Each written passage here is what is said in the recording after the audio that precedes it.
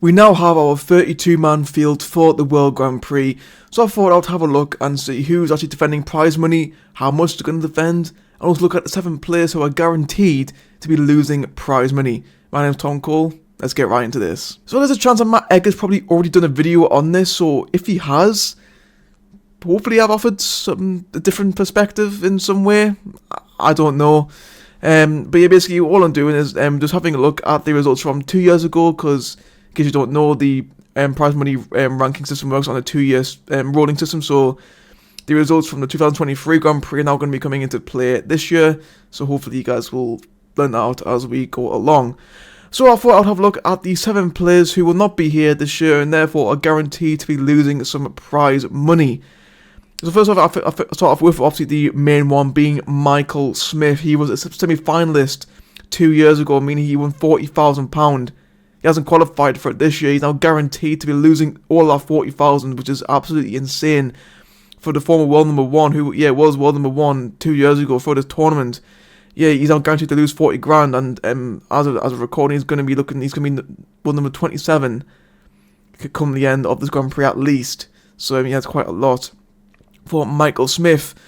Brennan Dolan was the other player who actually won a game 2 years ago. He made it to round 2. Meaning he automatically loses £15,000 as he's failed to qualify this year. But it looks as though he's going to stay around about where he's currently. I think he is currently world number 37 at the moment. So he's going to stay put for now. And then of course we do have the 5 players who lost in the first round 2 years ago but haven't qualified this year.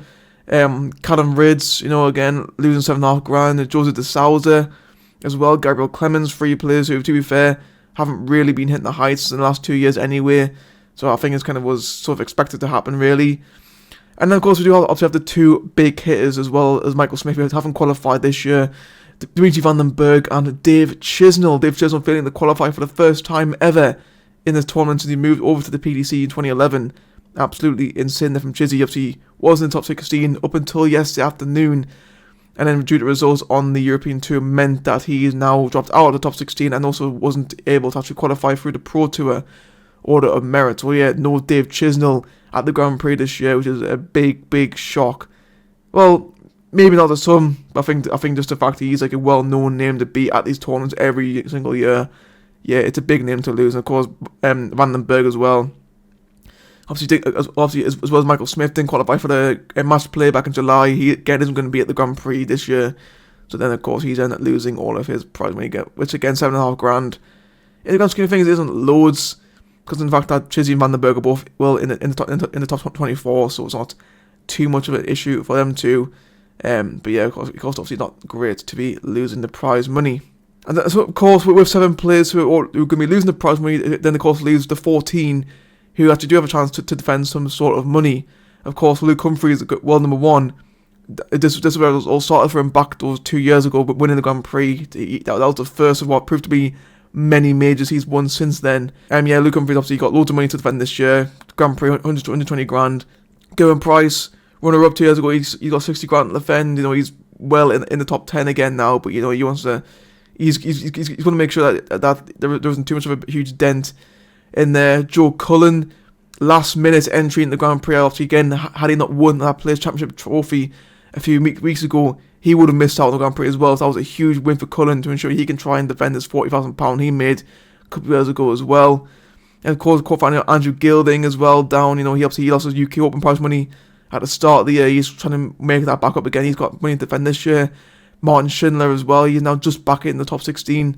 He's now going to be hoping to stay there. He's got money to defend. Peter Wright as well, just above Schindler. Again, Peter Wright. He hasn't been at the races in darts in general. Last few years, he's got money to defend. Chris Dobie as well. He's got a little bit of money to defend as well. If he wants to make sure he remains in the top 10.